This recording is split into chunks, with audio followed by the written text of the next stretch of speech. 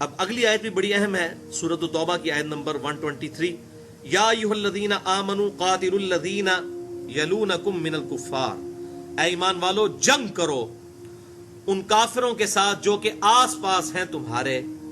یہ اب کانٹیکسٹ یہ نہ سمجھیے گا کہ ہمیں حکم ہو گیا کہ ارد گرد جتنے کافر ہیں ان کو قتل کر دو، یہ بات بیچارے وہ چھوٹے دماغ کے مولوی یہ سمجھ لیتے ہیں۔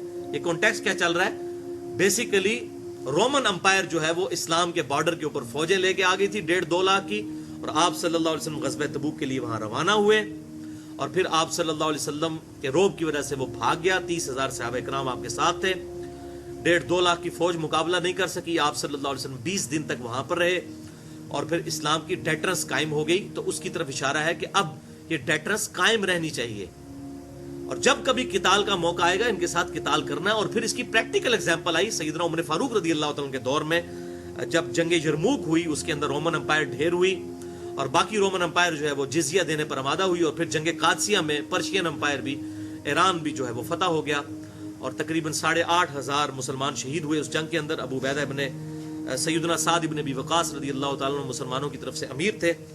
تو بہرحال یہ اس کی طرف اشارہ ہے کہ مستقبل میں تمہاری ڈیٹرنس کافروں کے خلاف قائم رہنی چاہیے جب کبھی بھی قتال کا موقع آئے گا۔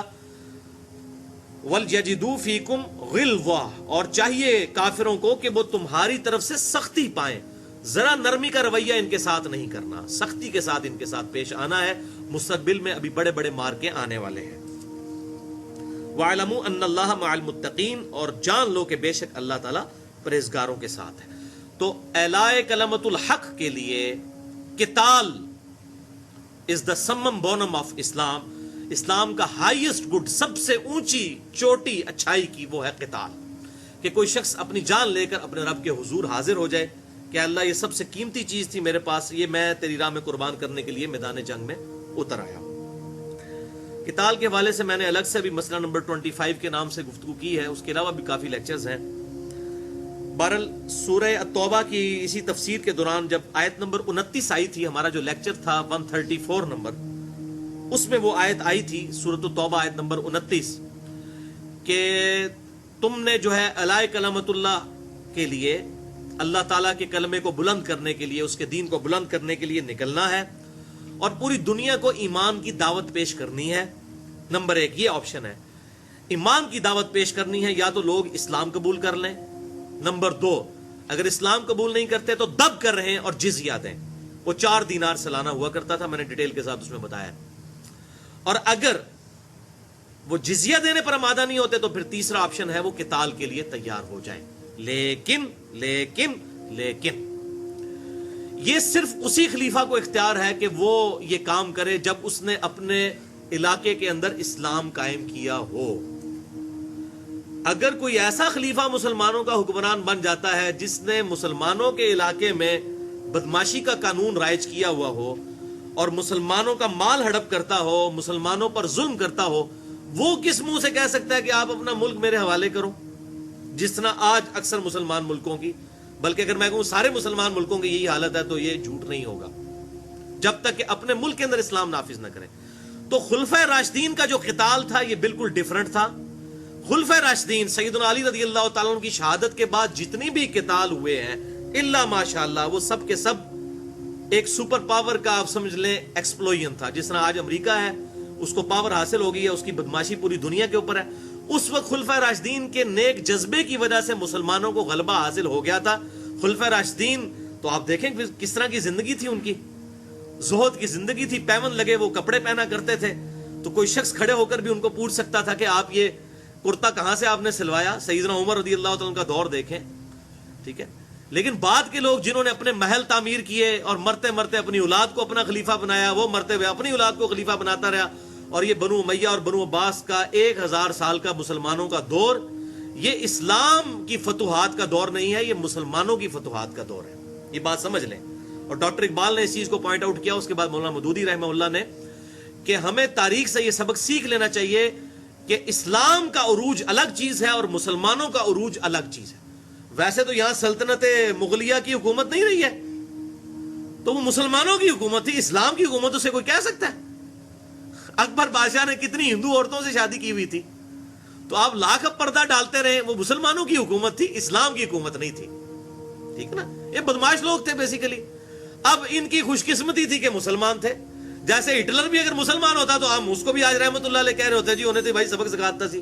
تو اسی طریقے سے ان کو بعد میں فتوحات حاصل ہو گئیں. تو بیسیکلی یہ سب کا سب ایکسپلوژن ہوا اس طاقت کا کہ مسلمانوں کو غلبہ ہو گیا. اس کے بعد مسلمانوں نے کہا اونٹیں ایسی ایسی ہیں. پھر وہ اس طریقے سے بنو امیہ اور بنو عباس کا دور چلتا رہا. اور یہ میں اپنی طرف سے نہیں کہہ رہا, بخاری اور مسلم میں کئی احادیث موجود ہیں. اور میرا جو ریسرچ پیپر ہے رافضیت, ناسبیت اور یزیدیت کا تحقیقی جائزہ, اس میں میں نے احادیث لکھی ہیں. ابو داؤد, ترمذی کے اندر یہ حدیث موجود ہے کہ آپ صلی اللہ علیہ وسلم نے فرمایا میرے بعد خلافت صرف 30 سال تک رہے گی, الا منہاج النبوہ. ٹھیک ہے, اور اس کے بعد ملوکیت کا دور شروع ہو جائے گا. اور مسند امام احمد میں حدیث پھر ڈیٹیل سے چلتی ہے کہ جب خلفائے راشدین چلے جائیں گے تو کاٹ کھانے والی ملوکیت کا دور شروع ہو جائے گا. تو حضرت علی کی شہادت کے بعد حضرت حسن رضی اللہ تعالیٰ نے جب امیر معاویہ رضی اللہ تعالیٰ کے حوالے خلافت کی تو وہ ملوکیت تھی, وہ کاٹ کھانے والی ملوکیت تھی. یہ ابو داؤد ترمذی میں آپ صلی اللہ علیہ وسلم کا فرمان اور صحابہ کے بھی اقوال موجود ہیں. پھر وہاں سے اس وقت چونکہ وہ صحابی تھے کافی بہتر دور تھا. اگر خلفائے راشدین سے مقابلہ کریں تو وہ انتہائی برا دور تھا, لیکن اگر آنے والے دور سے موازنہ کریں تو کافی بہتر دور تھا. پھر آہستہ آہستہ آہستہ آہستہ یزید کا دور, پھر کرتے کرتے بیچ میں ایک عمر بن عبدالعزیز کے 2-2.5 سال آئے, لیکن عمر بن عبدالعزیز کو بھی بنو امیہ نے خود زہر دے کر شہید کر دیا 38 سال کی عمر میں. تو یہ بڑی تلخ حقیقت ہے اور یہ اس میں کوئی دوسری رائے نہیں ہے, یہ بالکل ایک روشن حقائق ہے. ان کو اگر کوئی نہیں ماننا چاہتا تو اس کی اپنی بات ہے, وہ تو ہمیں بھی پتہ ہے. مطالعہ پاکستان میں بتایا جاتا ہے جی وہ بنگالیوں نے یہ کیا, بنگالیوں نے, اب دیکھ لیں چاہے ریٹائرڈ فوجی ہوں یا اس وقت کے سیاستدان, وہ بنگالیوں سے معافی مانگتے پھر رہے ہیں کہ جی ہم نے ان کے ساتھ زیادتی کی. ایک مسلمان کو دوسرے مسلمان کے ساتھ اس طریقے سے بیہیو نہیں کرنا چاہیے تھا. تو اب یہ سارے غلطیاں مان رہے ہیں. تو وقت جو ہے یہ خود سب سے بڑا ٹیچر ہے, وہ سکھا دیتا ہے کہ اس وقت کیا ہوا تھا. تو یہ بات یاد رکھیے, مسلمانوں کا عروج الگ چیز ہے, اسلام کا عروج وہی 30 سال تھا آپ صلی اللہ علیہ وسلم کی وفات کے بعد. اس کے وقت سے مسلمانوں کا عروج ضرور رہا 1000 سال تک, لیکن اسلام کا زوال رہا. ہاں اب دوبارہ سے اسلام کا عروج نشأت ثانیہ کا آغاز ہو چکا ہے, جو 4 ادوار اس کے اندر آئے کہ خلفائے راشدین, اس کے بعد کاٹ کھانے والی ملوکیت, پھر جابر حکمران آئیں گے. جابر حکمرانوں کا دور بھی یہ کلولین پاورز کا ختم ہو چکا, گریٹ بریٹن کا اور فرینچ کا, اور اب یہ دوبارہ سے نشأت ثانیہ کا آغاز ہو چکا ہے. اب انشاءاللہ تعالیٰ یہ امت کے ساتھ وعدہ ہے آپ صلی اللہ علیہ وسلم کے ذریعے اللہ تعالیٰ کا, هو الذی ارسل رسولہ بالہدی ودین الحق لیظہرہ علی الدین کلہ. وہی اللہ ہے جس نے اپنے محبوب صلی اللہ علیہ وسلم کو الہدی یعنی قرآن کے ساتھ اور دین حق کے ساتھ مبعوث کیا تاکہ اس دین کو سارے ادیان پر غالب کر دے, چاہے کافر اس کا برا مانے. ابو داؤد کے اندر مسند امام احمد میں صحیح سند کے ساتھ حدیث موجود ہے, قیامت اس وقت تک قائم نہیں ہوگی جب تک کہ میری اولاد میں سے, میری فاطمہ بیٹی کی اولاد میں سے میرے ہی نام پر یعنی محمد نام پر ایک شخص نہ پیدا ہو جائے کہ جس کے باپ کا نام میرے باپ کے نام پر ہوگا, جس کی ماں کا نام میری ماں کے نام پر ہوگا, امام محمد مہدی.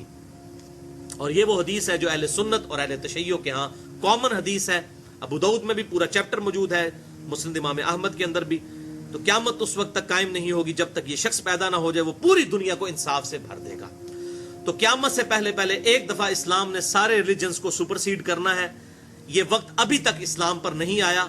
اسلام کی حکومت 3 براعظموں تک ضرور رہی, لیکن اس کے بعد پھر مسلمانوں کو زوال آنا شروع ہو گیا, لیکن یہ وقت کبھی بھی نہیں آیا. لیکن قیامت سے پہلے یہ وقت انشاءاللہ ضرور آنا ہے. آپ صلی اللہ علیہ وسلم کا سچے پیغمبر کا